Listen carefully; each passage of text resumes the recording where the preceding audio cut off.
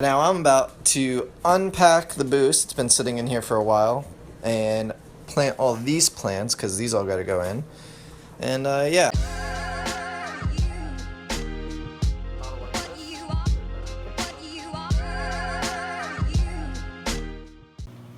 Alright, so let's take a look at the plants that we got. These came from a hobbyist that I found on the forum groups or the Facebook groups that I'm a part of. And these are some nice stem plants here. I actually don't know the names of all of them because he sent me some goodies. I do know a few. A couple of them I already had or have. I just wanted more of them because mine aren't growing quite as nicely as I would want them to. So I'm gonna separate them out here and kind of figure out what's what.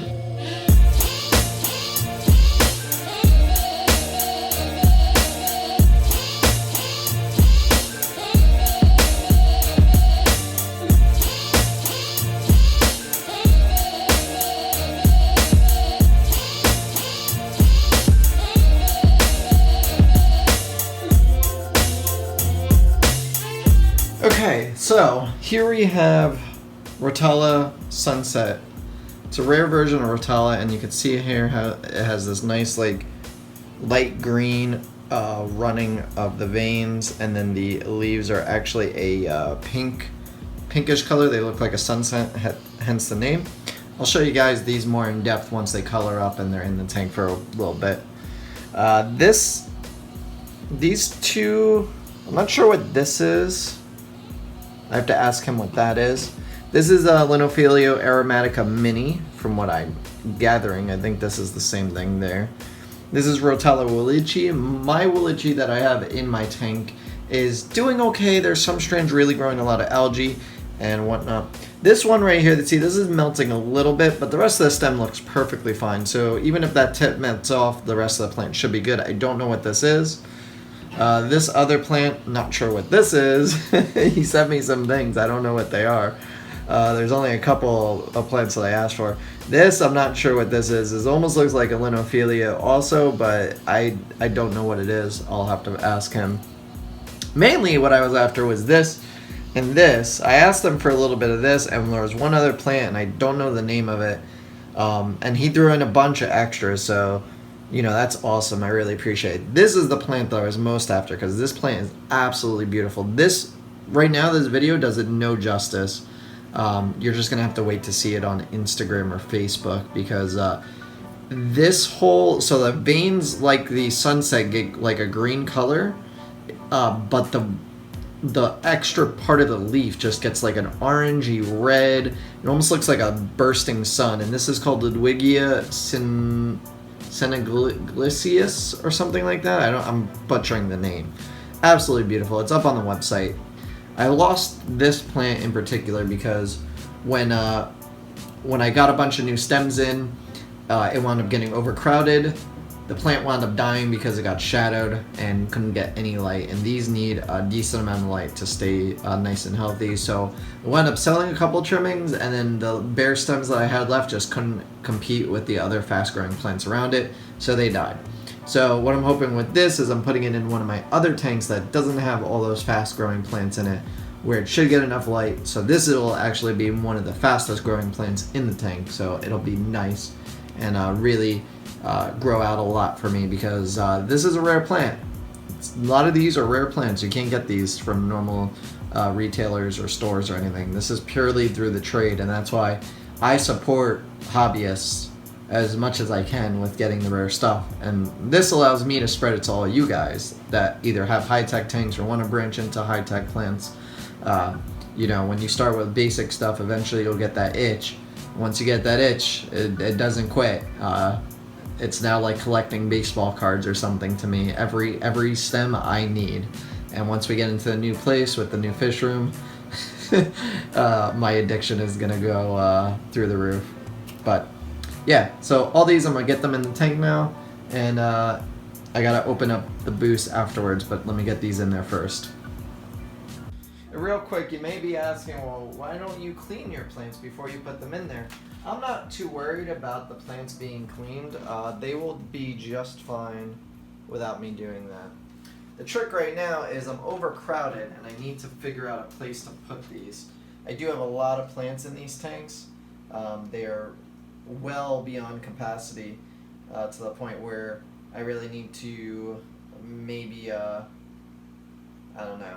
I really need another tank, but... Okay, before I was so rudely interrupted, I really need to get a bigger iPhone.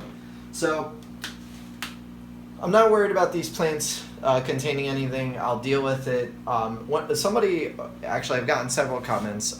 What are the benefits of not having fish in these grow out tanks? Or livestock in general? The benefits is, if something ever gets out of control, me being an animal lover, I don't have to worry about killing anything in this tank, because there's no fish, there's no shrimp, there's nothing for me to worry about what type of reaction a treatment of something, whether it be a chemical or organic solution, would hurt anything other than the plants. And plants are pretty resilient. Other than salt and extreme temperatures, they're usually pretty good as long as they have a good light and some CO2 and ferts. They'll be fine with whatever you put in there, assuming it's not bleach or anything. But you get my drift. If there's no fish in there, I can treat things that you wouldn't normally want to treat if there was fish, or treat with if there was fish in the tank. So that's why I do this. When I'm putting plants in the tanks, it's really hard to see if the flow is coming straight up, so I have to always turn it backwards, so that way I could see down in here and see what's going on, and look for locations to put these plants that they're going to be getting their optimal setting.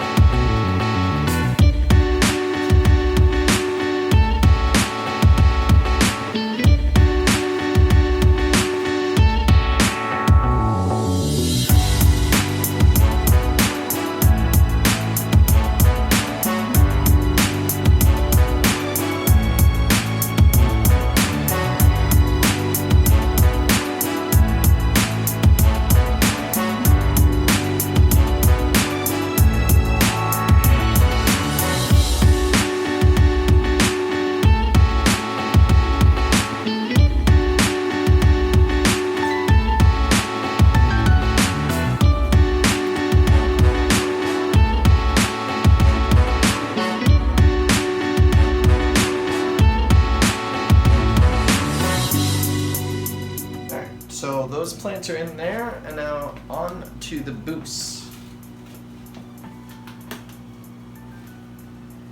This buce actually comes from Indonesia. I import it, and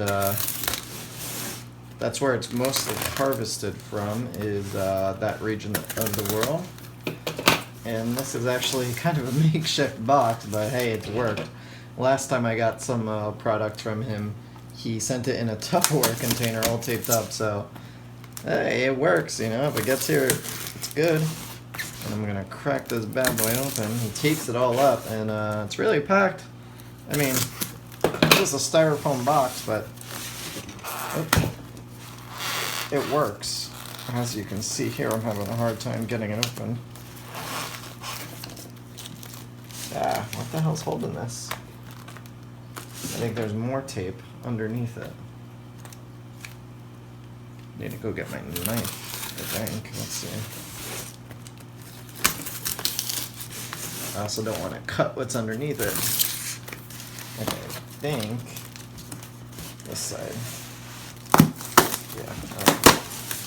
And now I have a mess. Okay, Jesus, this is packed to the brim. So let's see what we got here. Brownie iris, a smaller leaf variation.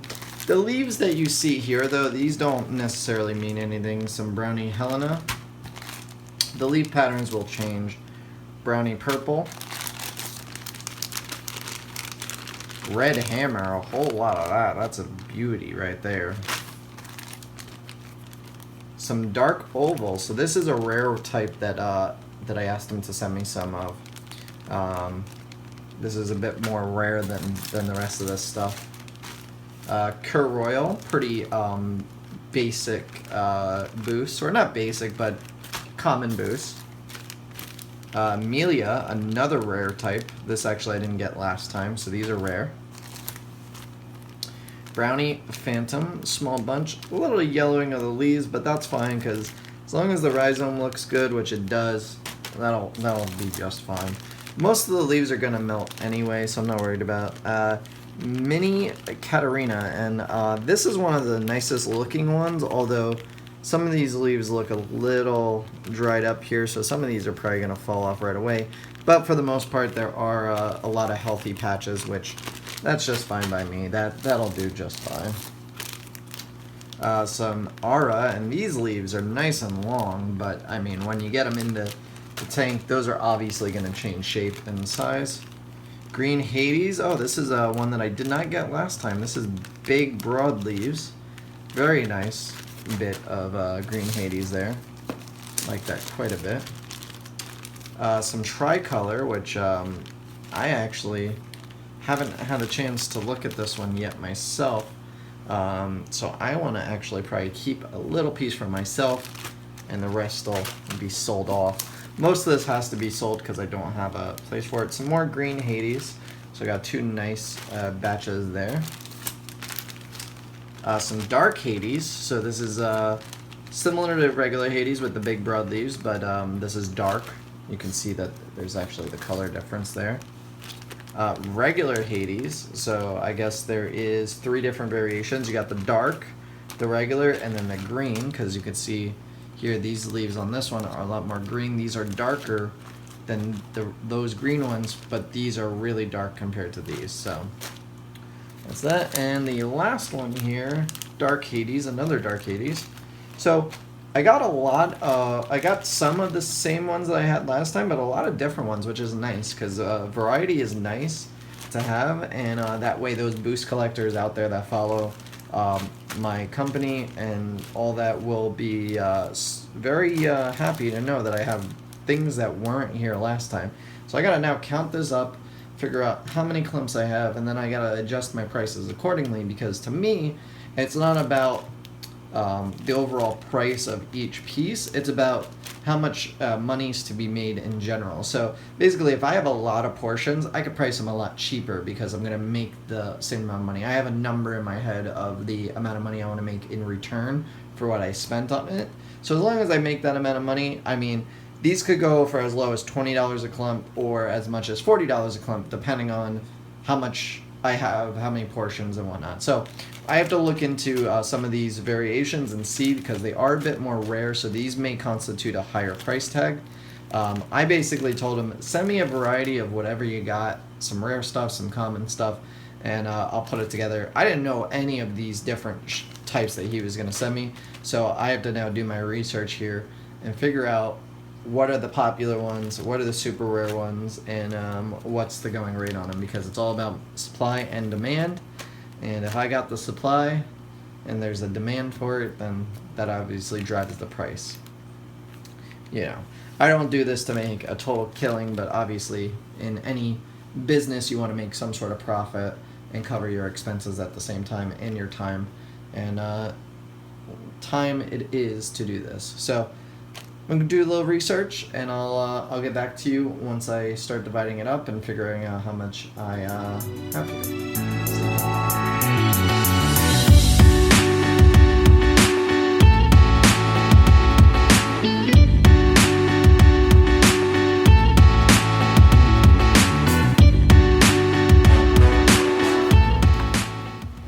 So after doing some research on some other people's websites, a lot of the Buce that I have, they don't even have. So I have to just price accordingly, knowing that when I type in the names of these, they don't come up. So that means I have the only supply, so I have to price that, you know, accordingly.